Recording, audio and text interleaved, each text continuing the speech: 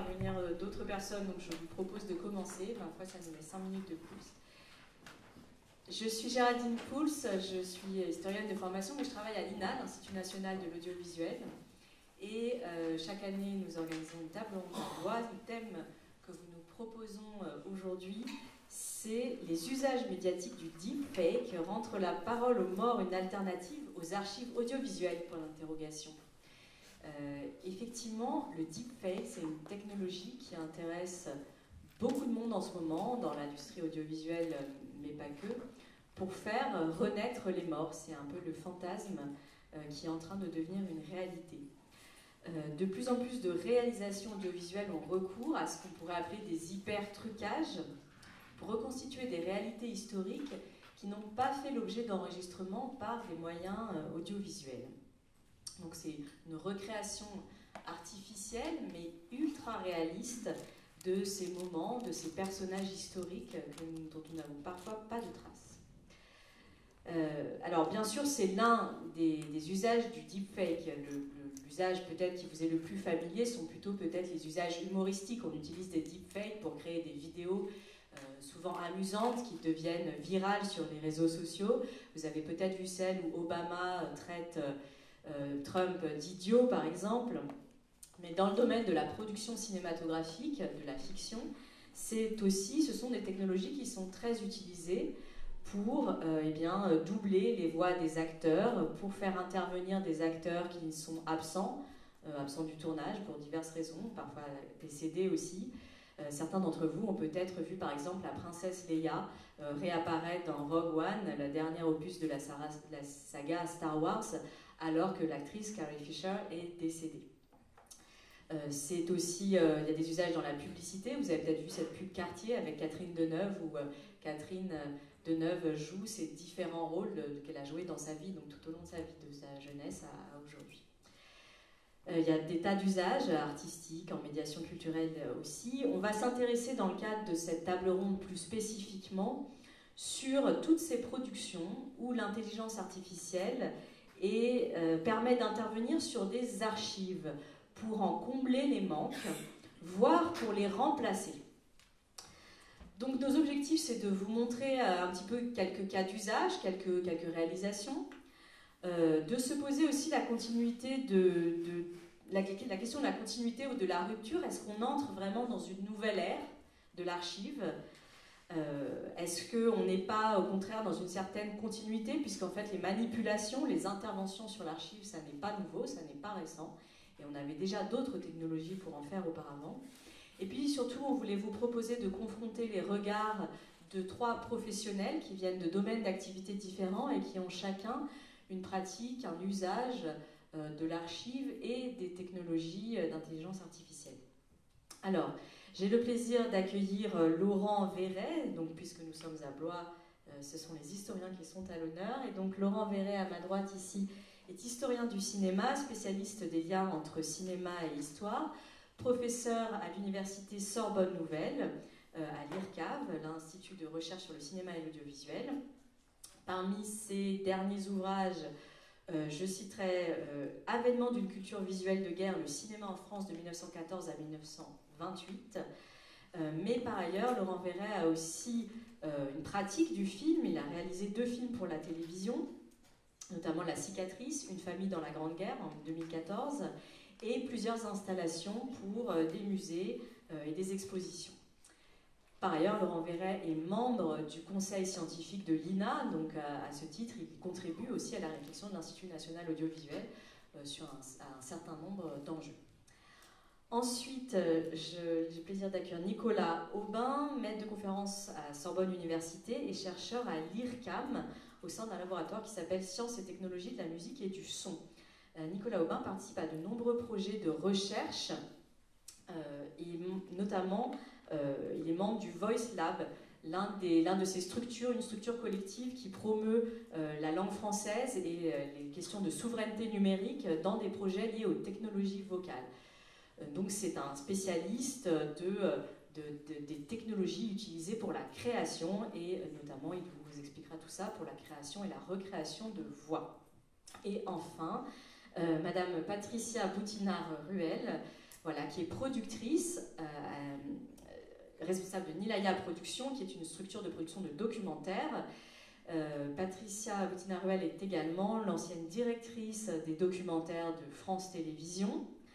Elle a travaillé donc à France 2 à partir de 2005, puis en 2008 elle a été responsable de l'ensemble des documentaires du France Télévisions, et elle a particulièrement œuvré à l'élargissement des publics du documentaire en promouvant des formes de documentaires qui ont rencontré particulièrement de succès, en défendant aussi leur programmation à des heures de grande écoute, et on sait que ce n'est pas gagné pour ce qui est du documentaire, et à chercher aussi à promouvoir voilà, des formats nouveaux à cheval entre la fiction et le documentaire, des docu-fictions notamment, et c'est depuis 2011 qu'elle a quitté France Télévisions pour créer sa propre société, donc Nilaya Productions, qui développe des documentaires dans le domaine de l'histoire, récemment Guerre d'Algérie, La Déchirure, Collaboration, Isieux, Les Enfants de la Shoah, mais aussi d'autres documentaires et d'autres projets aussi de documentaires et de magazines sur des domaines de questions de société et de sciences par ailleurs.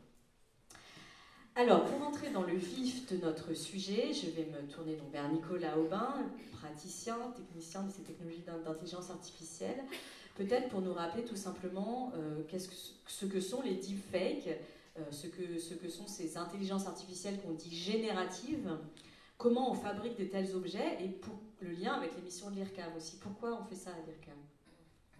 Alors, bonjour et merci de m'avoir invité pour cette table ronde aujourd'hui. Alors, les deepfakes, c'est des fakes, donc des faux, qui généralement visent à recréer l'illusion d'une personnalité ou d'une personne avec une identité, etc. C'était, on va dire, historiquement, alors là c'est une histoire courte pour le coup, mais dans les années 2010, plutôt focalisé sur la recréation du visage et des expressions. Puis, en fait, ça peut se généraliser à l'ensemble des comportements humains associés à une identité d'une personne, donc par exemple sa voix également.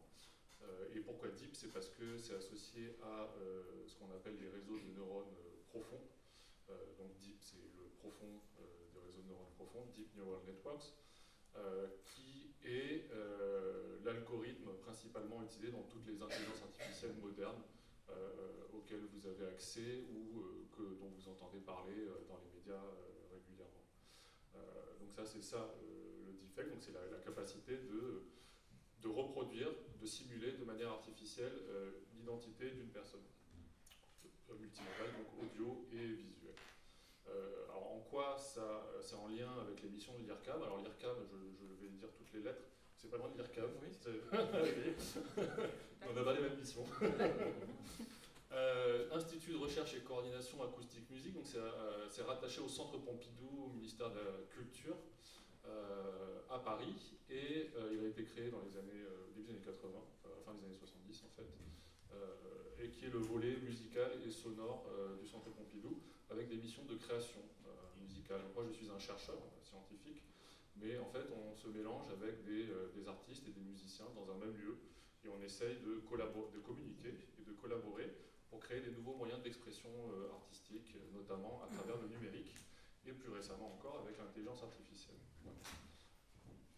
Un des premiers projets sur lesquels vous avez travaillé sur ces créations sur la voix, c'était d'ailleurs dans le domaine de la création artistique, avec le projet donc, de recréation de la voix de Marilyn, qui était pour une production audiovisuelle, mais d'un plasticien à cette époque-là. Oui. Oui. Non, oui. Corrigez-moi si je me trompe. Non, je dois élaborer. Non, pas du tout. Ah, oui, non, j'allais dire non, parce qu'il y avait eu Farinelli avant. Ah, Farinelli était avant, d'accord. Voilà. 20 ans ou 30 ans avant. Ok, oui, c'est voilà. Donc, avec 20 ans ou 30 ans avant, donc c'est pas nouveau, ces questionnements et ces développements technologiques ne datent pas de l'année dernière, c'est intéressant de le rappeler.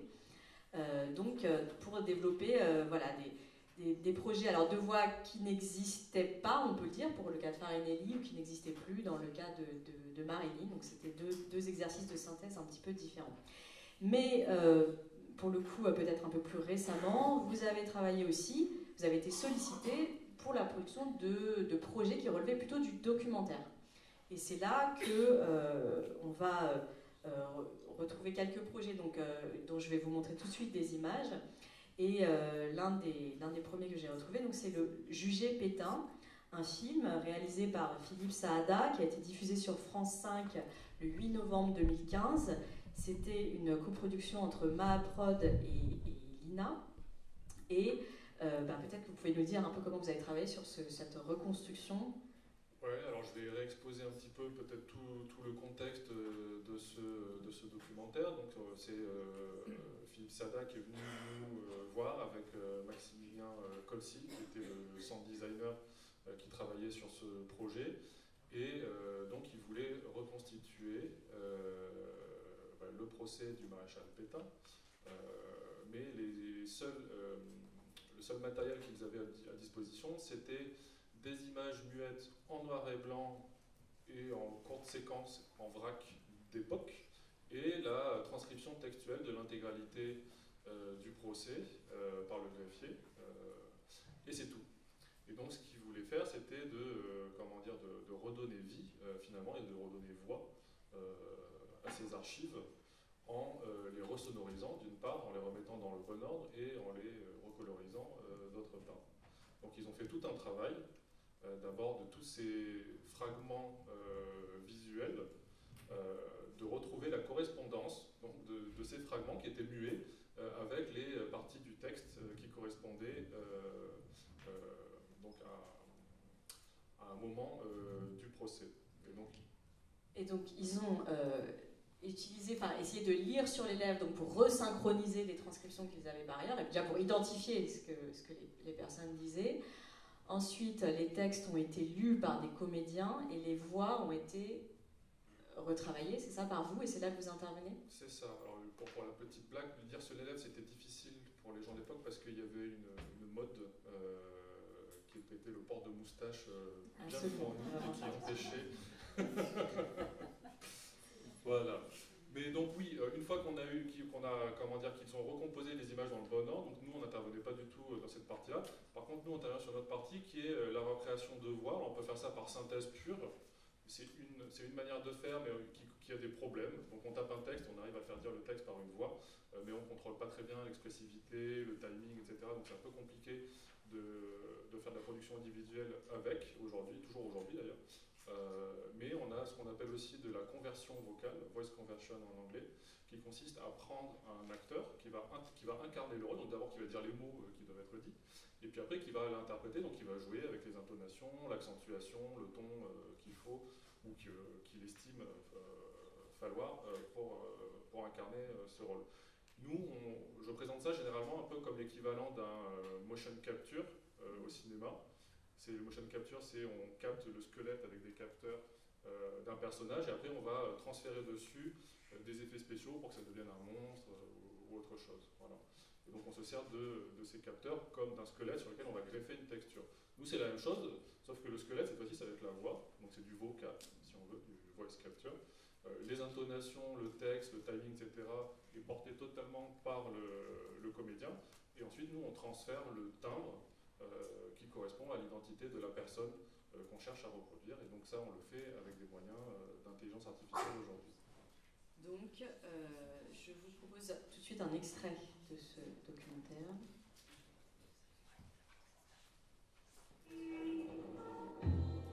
Avant même que ne commence le procès de Philippe Pétain, un journaliste avait qualifié de plus grand procès de l'histoire.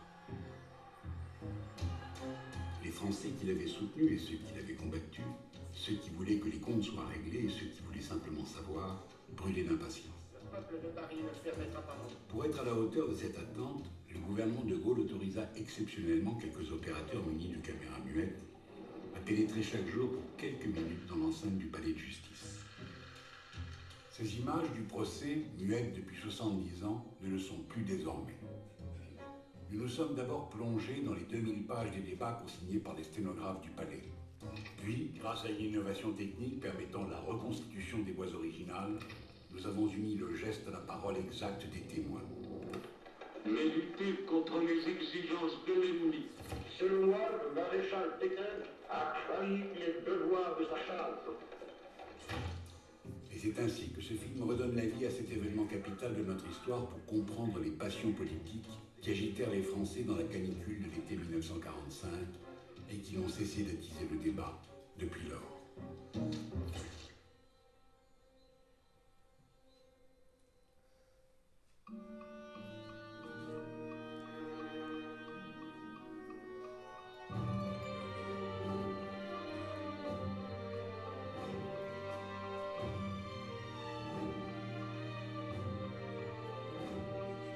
J'arrête là, mais je voulais vous laisser un tout petit peu du générique. C'était pour vous faire comprendre que les quelques minutes qu'on a vues sont en fait les toutes premières minutes du film qui présentent donc un petit peu rapidement le dispositif.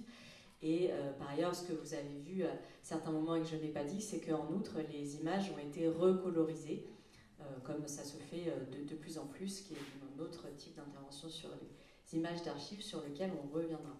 Donc voilà, vous avez vu ici des images originellement muettes et des voix reconstituées pour les faire parler, puisqu'ensuite dans le film, les acteurs, enfin les personnes filmées parlent. Et alors un autre projet assez proche qui a fait parler de lui récemment, c'est la reconstitution de l'appel du 18 juin. Là, vous avez une fois de plus eu recours à cette technique d'enregistrement du texte par un acteur, en l'occurrence François Morel, et pour lui faire lire ce discours du 18 juin qui n'a jamais été enregistré. Ça, c'est un projet que vous avez fait avec le journal Le Monde. C'est eux qui sont venus vous chercher? Oui, absolument. Ouais. C'était eux qui portaient le projet de cette reconstitution historique de l'appel du 18 juin. Et pour recréer la voix du général de Gaulle, vous êtes appuyé sur des enregistrements nombreux que l'on a par ailleurs de cette voix. C'est ça que vous avez appris, entre guillemets, à la... Ouais. Alors peut-être qu'il faut dire techniquement ce qui sépare ce qu'on fait aujourd'hui de ce qu'on faisait par exemple pour Farinelli à l'époque, c'est l'intelligence artificielle moderne et donc ces fameux réseaux de neurones, par opposition, qui ont besoin de données nécessairement, donc c'est ce que vous avez dit, et à savoir, alors les données normalement pour ces réseaux sont très gourmands, donc ils ont besoin d'énormément de données pour apprendre à reconstituer des voix humaines ou à imiter des identités vocales, mais il y a des évolutions plus récentes qui font qu'on essaye de réduire au maximum la quantité de données nécessaires. Donc aujourd'hui, techniquement, avec 5 secondes, on peut cloner la voix d'une personne, alors de personnalité historique, mais aussi de vous. Donc voilà, donc ça pose d'autres questions. Alors que dans le passé, quand on faisait Farinelli, alors déjà on n'avait aucun enregistrement parce qu'il datait d'un siècle où il n'y avait pas de captation audio et numérique, donc il n'y a aucune trace qui existait. Et donc là on fait plus appel à la... Peut-être pour notre jeune public qui n'est peut-être pas familier de Farinelli. Alors Farinelli, c'est un castrat célèbre, donc je ne sais pas s'il faut expliquer ce qu'est un castrat. Oui, je pense.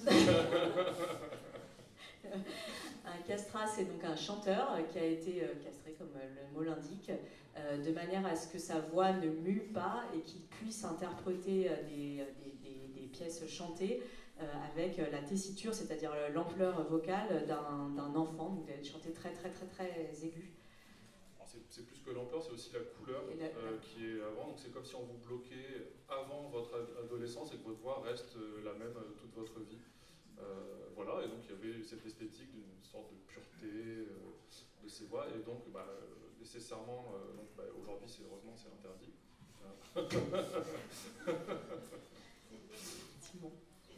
Et on avait reconstitué, alors là c'était à l'époque, c'était un travail minutieux avec l'aide de musicologues, d'experts qui nous disaient comment devaient sonner ces voix-là, donc il y avait quand même à la fois une espèce de liberté sur le rendu sonore, parce qu'on ne connaît pas, mais il y avait quand même guidé par des experts en musicologie ou des choses comme ça.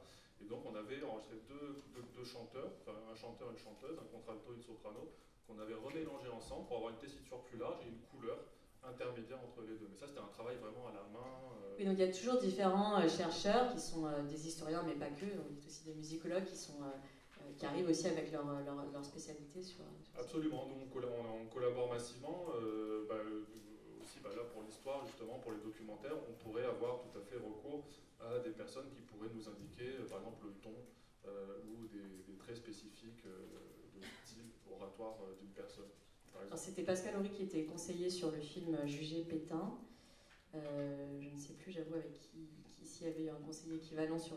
je vous le fais écouter, donc l'appel du général de Gaulle, c'est un sujet de JT de France 3. Supérieur de la patrie. Pardon.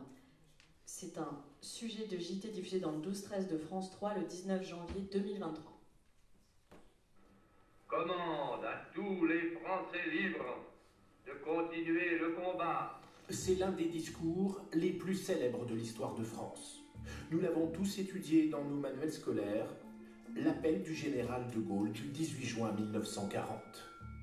Mais cette voix que nous avons tous entendue n'est pas celle du discours original. Il a été réécrit puis enregistré le 22 juin, 4 jours plus tard.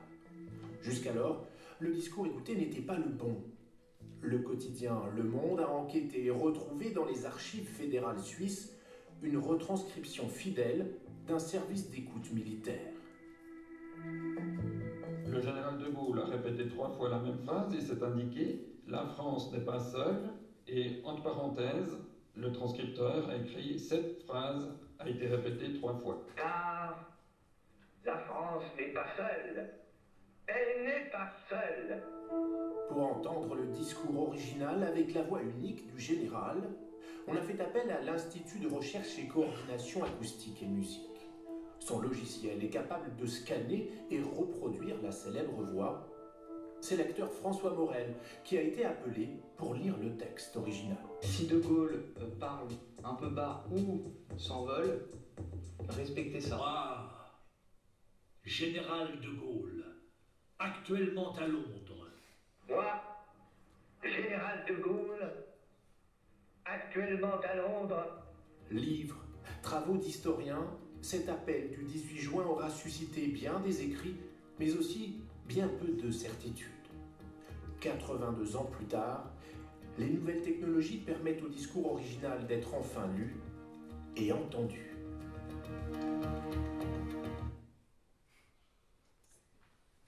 Voilà, à mon sens, ce projet a eu aussi pour vertu de rappeler peut-être à tout le monde, à tous les étudiants, c'est quelque chose qu'on doit fréquemment rappeler, que le discours du 18 juin n'avait jamais été enregistré. Et donc voilà, c'est une archive que tout le monde croit quelque part emblématique de l'histoire de France et pourtant qui n'existe pas. Enfin, qui n'existe pas, voilà, qui n'a pas été enregistré de manière sonore.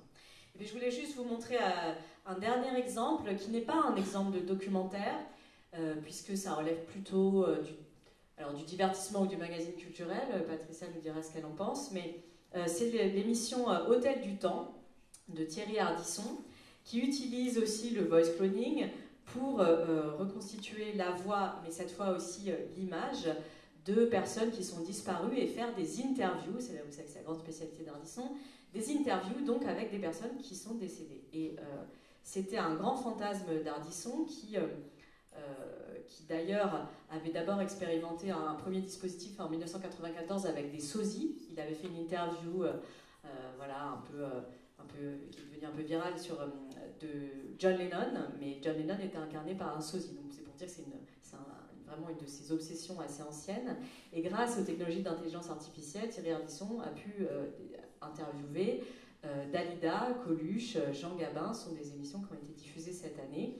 Donc je vous montre un extrait de 20h30 le dimanche. Donc c'est une émission culturelle de France 2 qui présente le projet qui a été diffusé le 1er mai 2022. Peut-être arriver à mettre un grand écran un jour.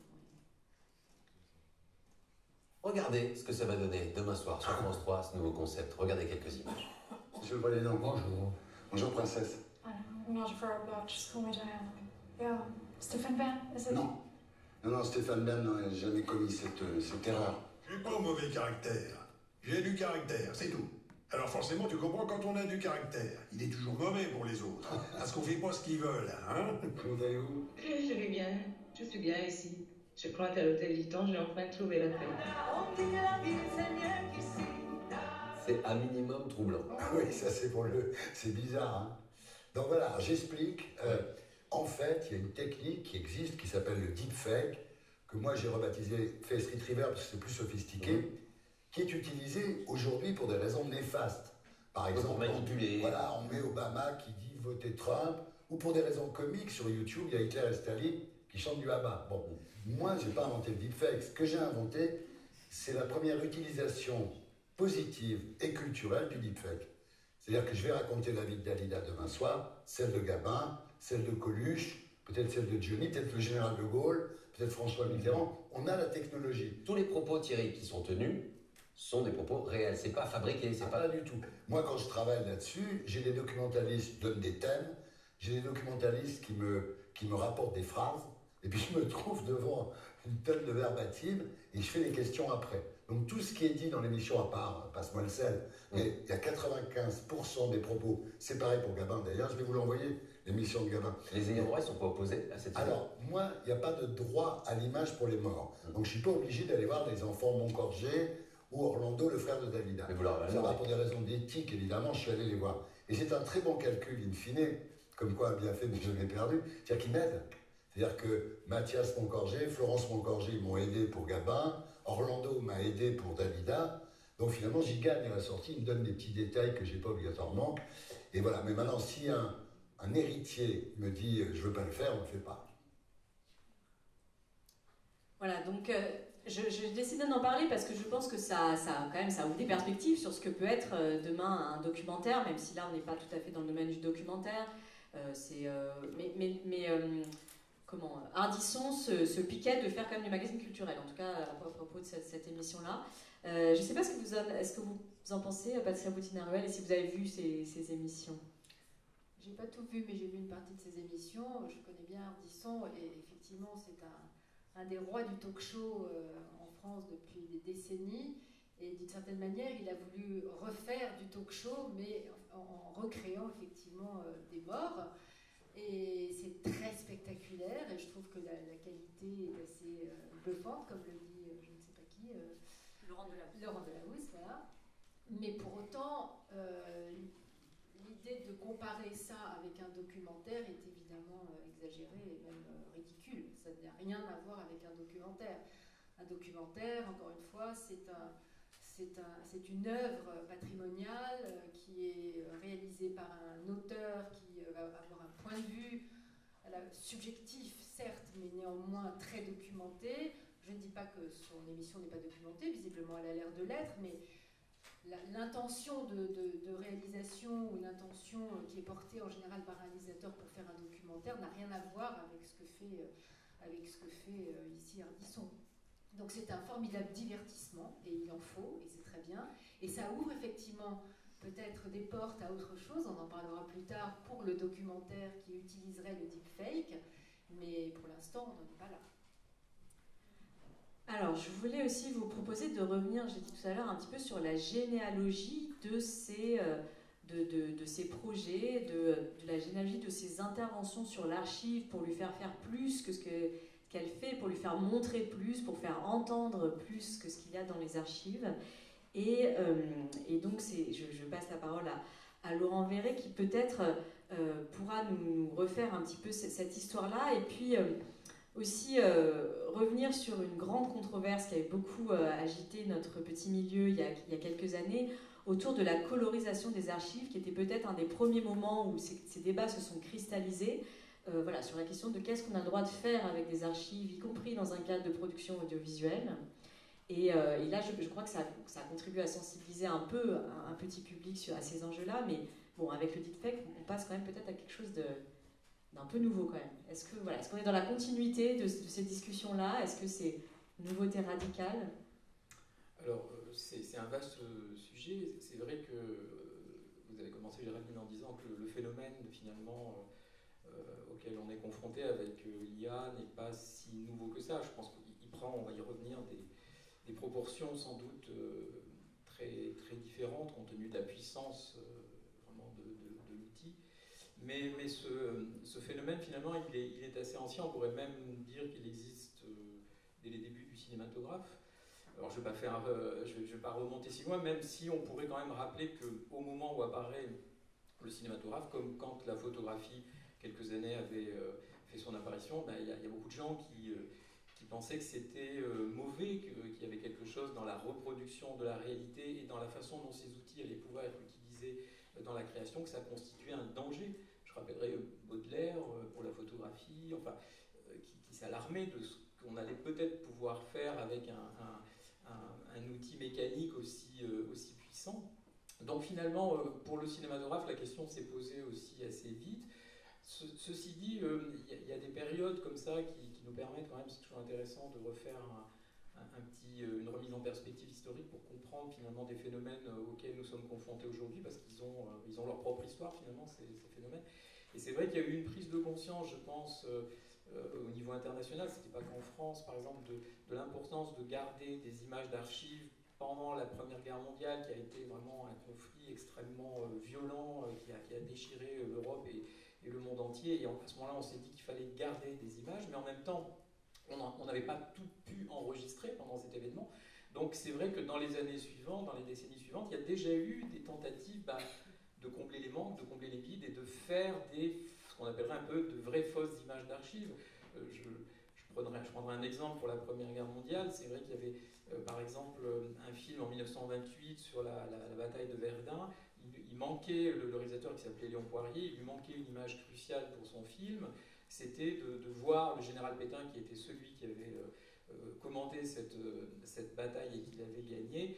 C'était de le voir à son QG de Souville, à côté du champ de bataille de Verdun. Et bien, il a demandé 10 ans après au général Pétain de rejouer en quelque sorte son propre rôle à l'endroit même où il avait dirigé cette bataille, donc à la mairie de Souville. Et Poirier réenregistre une image qui n'avait pas pu être enregistrée en 1916 et il fabrique en quelque sorte une vraie fausse image d'archive, parce que c'est le vrai Pétain qu'on voit. Il ressemble encore, je pense, physiquement à ce qu'il était 10 ans auparavant. Et cette image, elle va être utilisée dans un film qui mélange déjà à l'époque des images d'archives et des reconstitutions, donc qui est un peu proche de ce qu'on appellera plus tard le docu-fiction, même si, bon, j'aime pas trop le terme, mais il y a en tous les cas cette hybridité. Et puis cette image fabriquée finalement 10 ans après, elle va tomber dans des stock shots, comme on dit, et elle sera utilisée parfois par d'autres réalisateurs par la suite comme une vraie image d'archive, alors qu'en réalité elle ne l'était pas. Bon, on pourrait multiplier comme ça les exemples.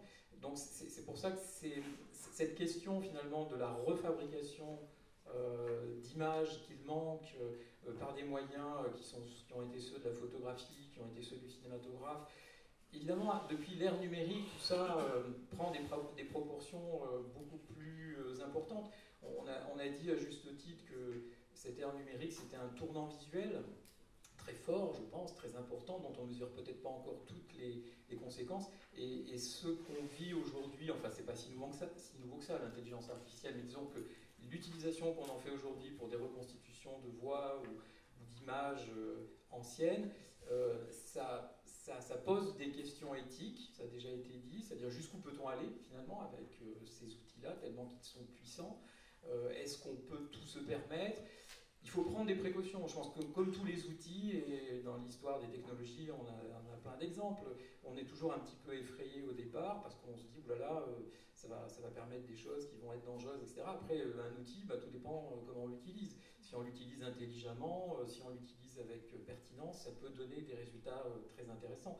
Dans le cas qui nous intéresse ici, je pense que pour les images, en particulier les images du passé, bon, l'histoire, c'est quand même, on est au rendez-vous de l'histoire à Blois, c'est quand même quelque chose de sérieux, l'histoire, même si c'est pas une science exacte, c'est une science sociale, c'est une science humaine, mais voilà, le travail des historiens, des historiennes se veut depuis, on va dire, l'école des annales, depuis après la Seconde Guerre mondiale, se veut un travail très rigoureux, on s'appuie sur des sources, et il n'y a pas des sources, les sources, elles ne sont pas inépuisables, il y a des sujets, des faits historiques, des événements historiques plus ou moins importants pour lesquels on ne dispose pas de beaucoup de sources. Donc il faut se contenter de ce qu'on a en quelque sorte, poser des questions à ces sources, parfois même d'une génération à l'autre on pose de nouvelles questions, ce qui permet d'apporter des réponses différentes. Bref, ce rapport à la source est fondamental en histoire.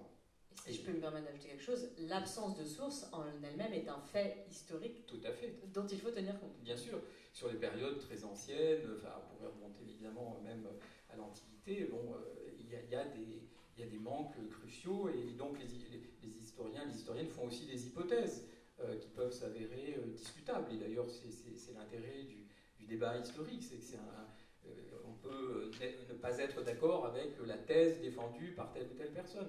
Et c'est ça qui est intéressant. Et dans le cas des images, évidemment, ce qui est un peu trompeur parfois, alors déjà les historiens, c'est intéressant de le rappeler, il y a beaucoup de jeunes dans cette salle, c'est vrai que pendant longtemps, les historiens et les historiennes étaient méfiants à l'égard des images. Alors pas les médiévistes, parce qu'ils travaillent depuis très longtemps sur une iconographie ancienne qui est très importante pour eux, mais bizarrement, les gens qui travaillent sur l'histoire contemporaine, pendant longtemps, ont été méfiants à l'égard des images fixes ou animées, qu'ils considéraient comme ça, ils prenaient beaucoup de précautions pour les utiliser. Alors, il y a des historiens dans les années 70, des gens comme Marc Ferraud, Pierre Sorlin et d'autres en France, mais il y en a eu d'autres aussi aux États-Unis évidemment, qui ont montré tout l'intérêt qu'il y avait d'utiliser ces images, non seulement comme source historique, mais aussi, et c'est ce qui nous intéresse ici, comme moyen de reconstituer l'histoire, ou plus exactement de la reconstruire, parce qu'on ne peut pas la reconstituer l'histoire, mais on peut la reconstruire avec des moyens qui peuvent être en l'occurrence audiovisuels, des images, des sons. Comme le disait Patricia, c'est vrai, il faut avoir un point de vue. Les historiens, de toute façon, ils ont toujours un point de vue aussi sur leur sujet. Leur analyse, elle peut être très subjective. Donc, avoir un point de vue sur un sujet, utiliser des images, des sons éventuellement si on en a, pour proposer une représentation de cet événement, mais qui elle-même n'est pas infaillible. Alors, ce qui est vertigineux évidemment avec l'intelligence artificielle par rapport à d'autres moyens qu'on a connus du temps du cinématographe ou du temps même de l'analogique, c'est que la capacité de cet outil à combler les vides, on l'a déjà un peu dit, à remplacer ce qui n'existe pas, que ce soit des voix, que ce soit des images, est absolument phénoménal.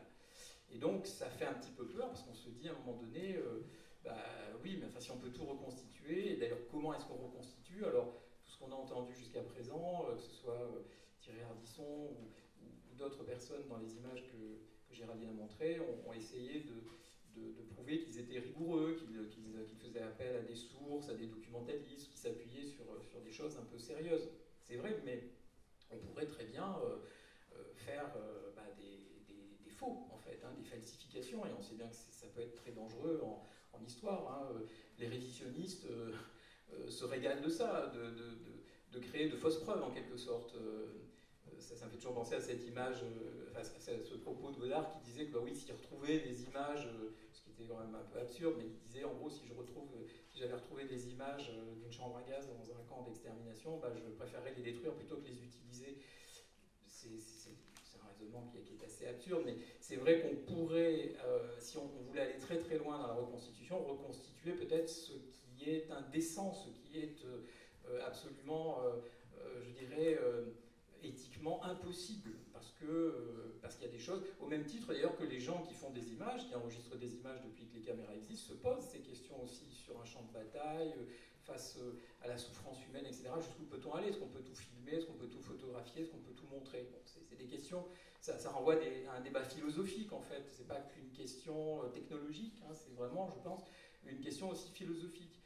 Et donc, pour terminer sur ce propos, on va y revenir bien sûr, je pense que ce qui est important, encore une fois, face à l'utilisation d'un outil, et l'intelligence artificielle est un fabuleux outil, c'est la façon dont les hommes et les femmes s'en emparent et l'utilisent avec intelligence, bien sûr, avec sensibilité, avec respect aussi.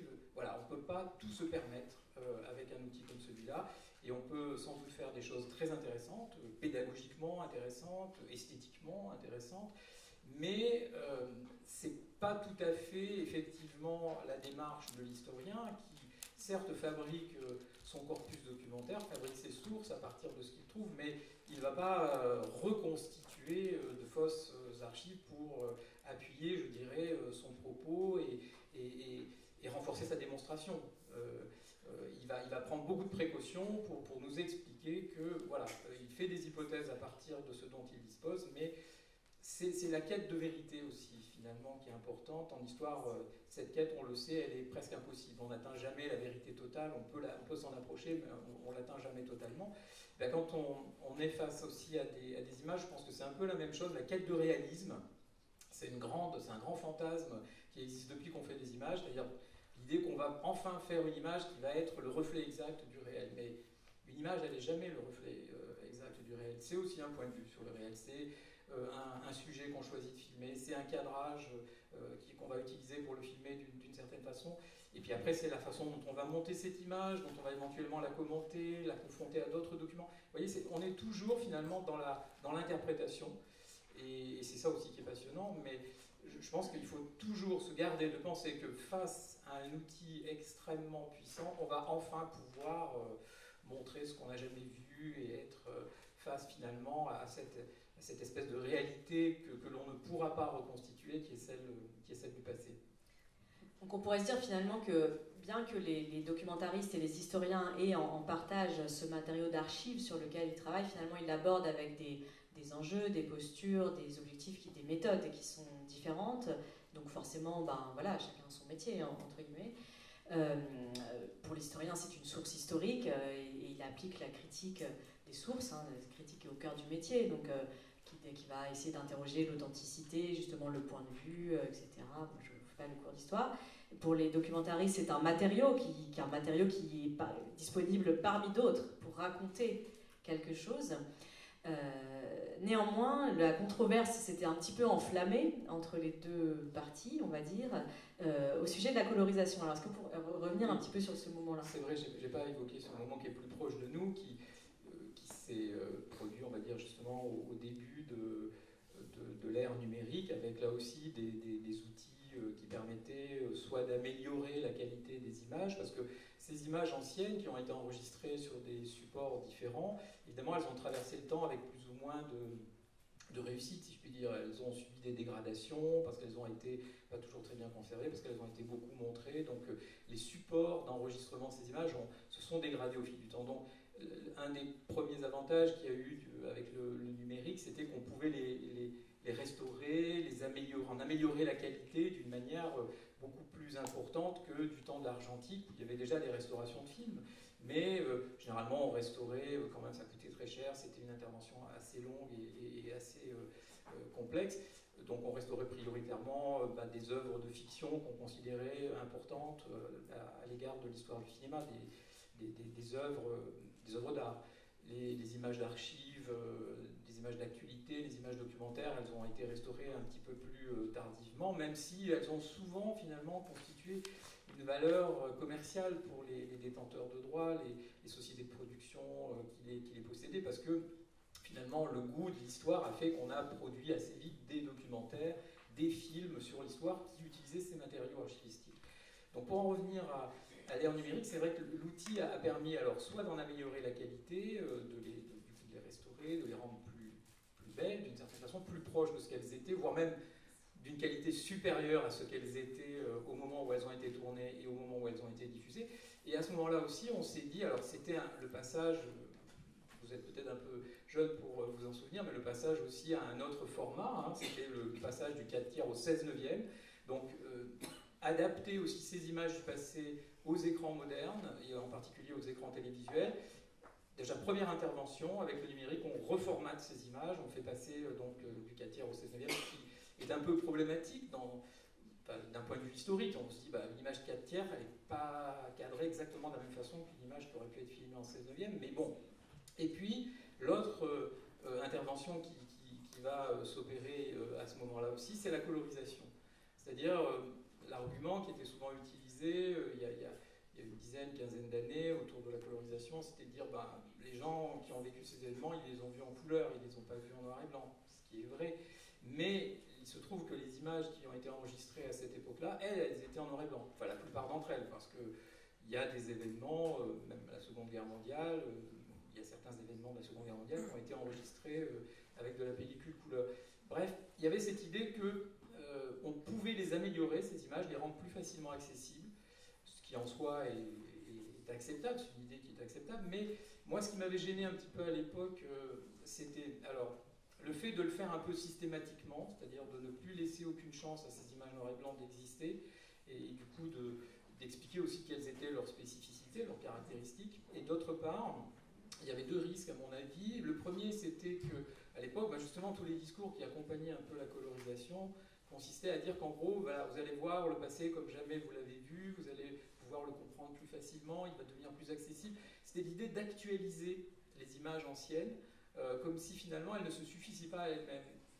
Je trouve trouve ça un peu discutable comme argument, sachant qu'en plus, beaucoup de ces images avaient été tournées par des professionnels, des gens qui avaient vraiment un sens du cadrage, un sens de la composition de l'image.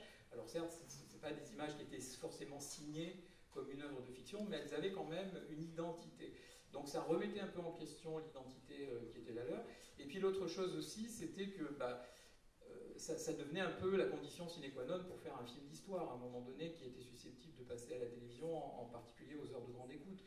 Donc il y avait l'idée quand même que ça formatait un petit peu quand même le documentaire historique, en obligeant finalement ceux et celles qui voulaient en faire de coloriser leurs images, parce que sinon la télévision, en gros, n'allait pas accepter leur film. Donc je pense que tout dépend où on se place, hein. Si on se place du point de vue du diffuseur, du producteur, du réalisateur ou de la réalisatrice, de l'historien ou de l'historienne, voilà, chacun peut avoir des arguments, mais ce que j'aurais tendance à dire pour conclure là-dessus, même si on y reviendra sans doute, c'est que, encore une fois, c'est la question de l'honnêteté intellectuelle, de l'intelligence, de la sensibilité qu'on peut avoir face à son sujet, et l'essentiel, c'est l'idée qu'on peut faire passer, c'est le respect aussi de la réalité historique, en tous les cas telle qu'elle existe au moment où on fait le film, parce que l'histoire progresse aussi, hein, on peut découvrir de nouvelles choses, mais en tous les cas d'être assez respectueux à ce moment-là du discours des historiens et des historiennes, de ne pas raconter n'importe quoi, et puis, moi aussi, ce que je trouve intéressant quand on travaille sur les images, et qu'on fait des films avec des images du passé, c'est que justement, le fait que tout n'ait pas été filmé, c'est intéressant. Les manques, les vides, ils ont un sens, ils disent parfois quelque chose. Ça s'explique parfois parce que la censure a obligé à ne pas tourner telle ou telle image, ou il y a des questions d'éthique qui ont pu se poser, et gommer tous ces aspects-là, toutes ces aspérités du passé, moi, des fois, ça me gêne un peu, parce que je me dis que le passé, c'est pas un truc très lisse, au contraire, c'est quelque chose de complexe, et qu'il faut lui redonner de la complexité, et que le cinéma, la télévision sont des moyens, sont des médias formidables pour rendre compte justement de la complexité de l'histoire avec les moyens qui sont les leurs, qui ne sont pas tout à fait les mêmes que ceux d'un livre, que c'est pas la même chose que faire une thèse, mais on peut se servir d'un livre, on peut se servir d'une thèse pour faire un film. Donc c'est des questions passionnantes. Moi j'aime beaucoup en parler avec mes étudiants, etc. Je trouve que ce sont des questions passionnantes, mais il faut prendre quelques précautions, me semble-t-il, quand même, quand on les manipule, toutes ces images anciennes. Alors, par souci d'équité, je donne la parole quand même à Patricia Buttner-Ruel. Comment vous avez vu comment vous avez vécu ce monde-là, et surtout, je pose un petit peu la même question qu'à Laurent, c'est-à-dire, est-ce qu'avec sous ces technologies d'intelligence artificielle, est-ce qu'on est en fait dans la continuité finalement de toutes les technologies d'effets spéciaux, de colorisation et d'autres qui ont permis de travailler avec des archives différemment? On est à la fois dans la continuité, et à mon avis, il y a quand même un changement radical avec l'intelligence artificielle, c'est que d'abord il est accessible à tous d'une certaine manière bientôt. Tout le monde pourra recréer des images, donc ça change évidemment le regard. Maintenant, oui, il y a une continuité affolante. Dès qu'il y a un progrès technologique, évidemment, il est utilisé. La question de savoir comment il est utilisé, vous en avez très bien parlé, et je dois dire que j'ai moi-même été sous le feu d'une fronde terrible pendant des années quand j'étais du côté des diffuseurs, parce qu'aujourd'hui, avec Laurent et moi, on participe à des tables rondes et on se comprend, et on dit la même chose d'une certaine manière, mais à une époque c'était un peu plus radical, et je dois reconnaître qu'à l'époque, puisque c'était le début des années 2000, je fais un peu mon mea culpa, j'ai joué un rôle important dans la colorisation des images, c'est-à-dire qu'il m'est arrivé effectivement, pour des documentaires diffusés en prime time, par exemple Le bruit et la fureur, de dire à un réalisateur, alors qu'il a porté un projet sur la Première Guerre mondiale sans couleur, de lui dire, peut-être que quand même là cette fois on devrait aller un petit peu plus loin, pourquoi ne pas réfléchir à une colorisation? Et c'est parti comme ça, et ça a été évidemment, une fois le film diffusé,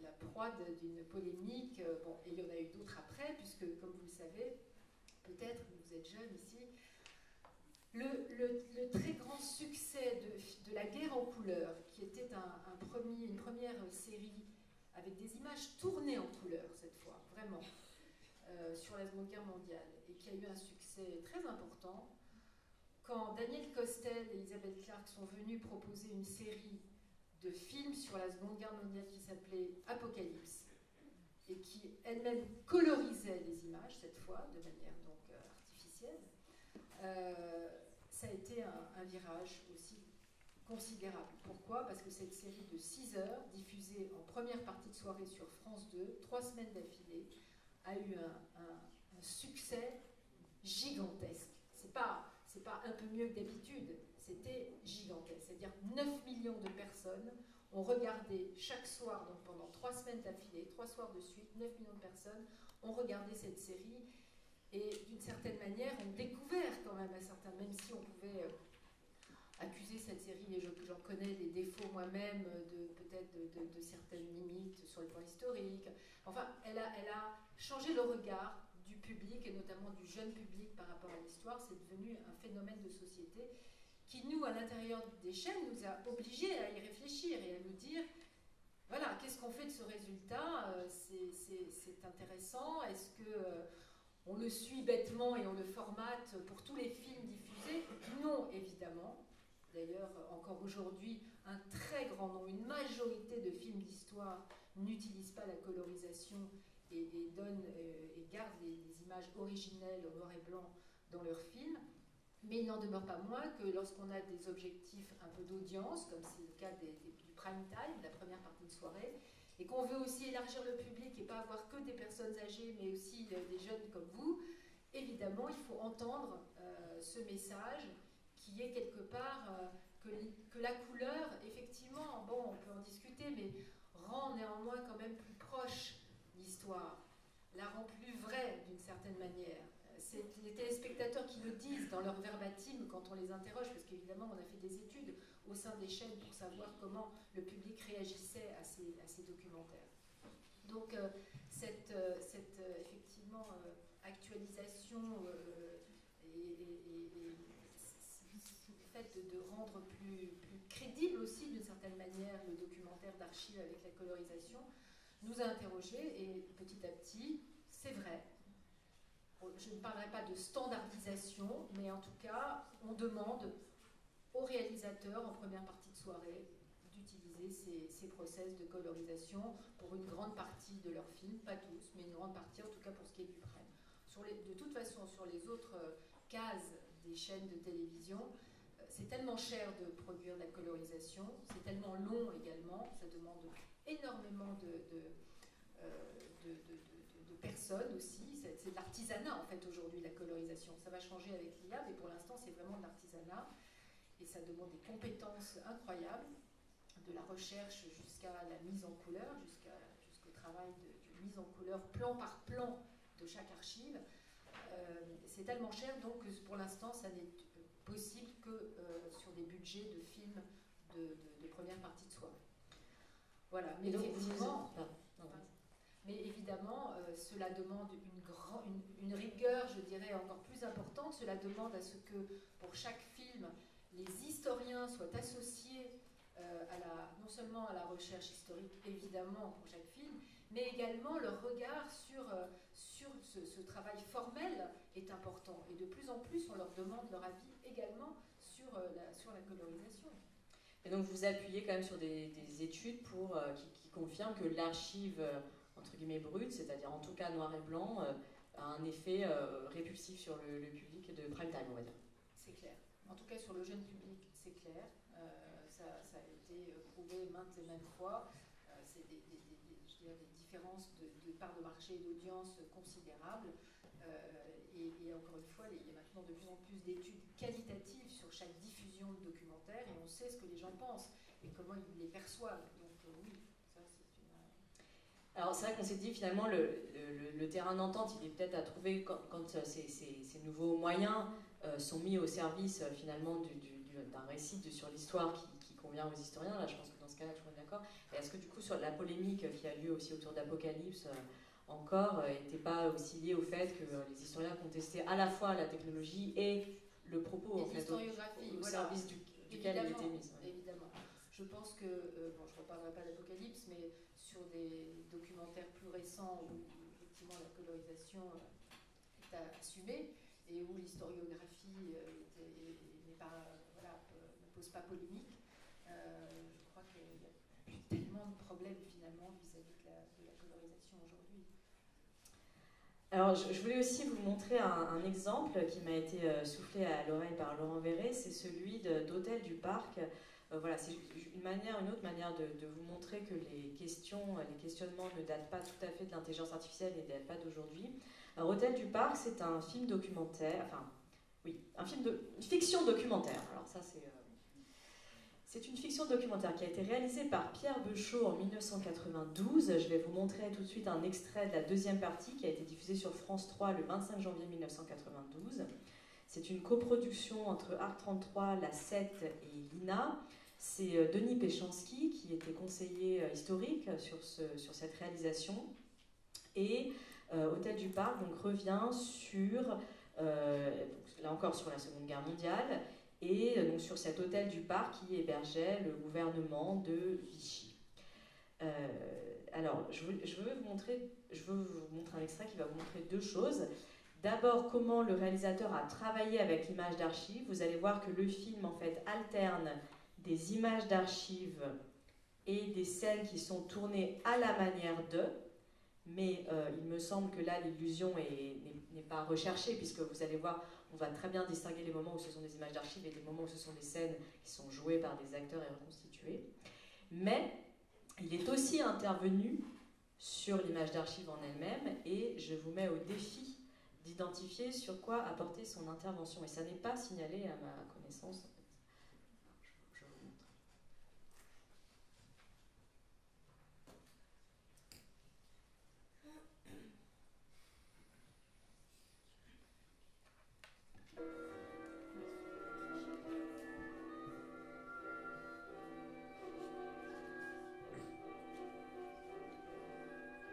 Avec Laval, plus de soi-disant double jeu, plus de spéculation sur la collaboration. La réelle politique, le réalisme politique, voilà le programme. Pierre Laval, le 22 juin 1942. On aime son pays parce qu'on aime son village. Pour moi, Français, je voudrais que demain nous puissions aimer une Europe dans laquelle la France aura une place qui sera digne d'elle. Pour construire cette Europe, l'Allemagne est en train de livrer des combats gigantesques. Elle doit avec d'autres consentir d'immenses sacrifices, et elle ne ménage pas le sang de sa jeunesse. Je souhaite la victoire de l'Allemagne, parce que sans elle, le bolchevisme demain s'installerait partout.